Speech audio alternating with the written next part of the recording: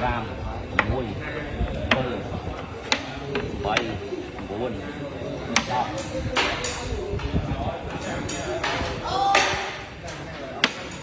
mùi tì ngọc bay ngọc buồn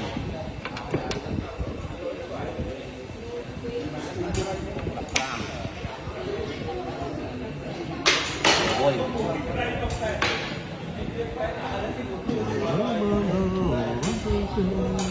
không bơi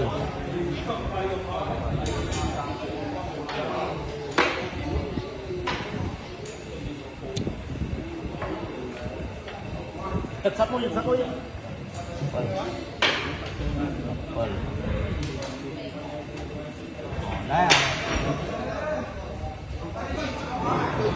bay ngọc buồn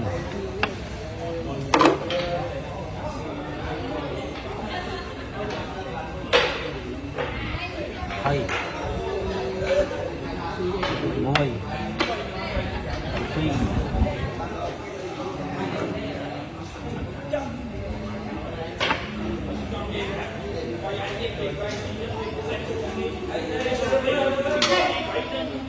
bay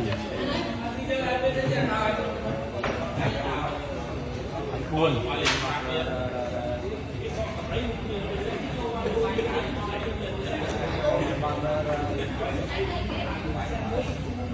hơi buồn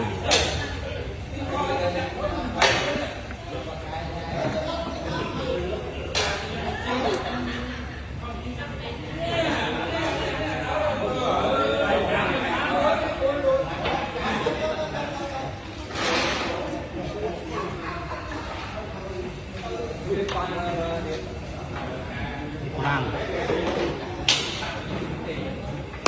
hình muôi hình phân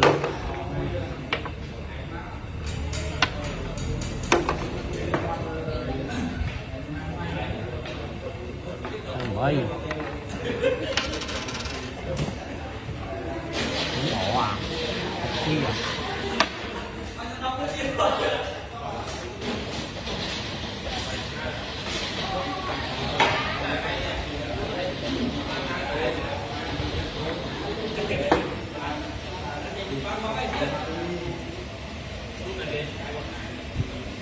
ý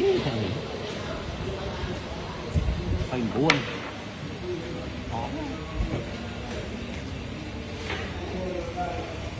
tròn sáng sắc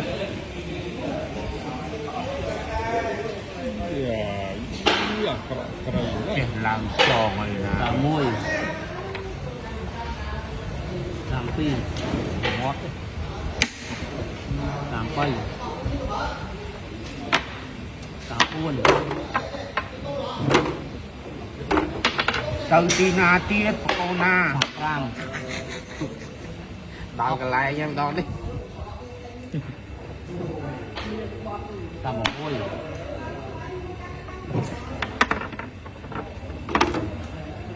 làm phân Dạ. chạy đây chào bài chạy sai chạy bằng Làm sao coi lắm chạy chạy mày anh em nha rồi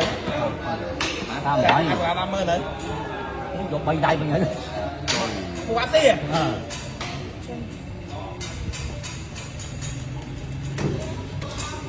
mồm làm ăn buôn chơi đi đào xe làm ăn buôn chơi đi đào xe rồi rồi chọp toạc luôn này bác làm ăn buôn chơi đi đào xe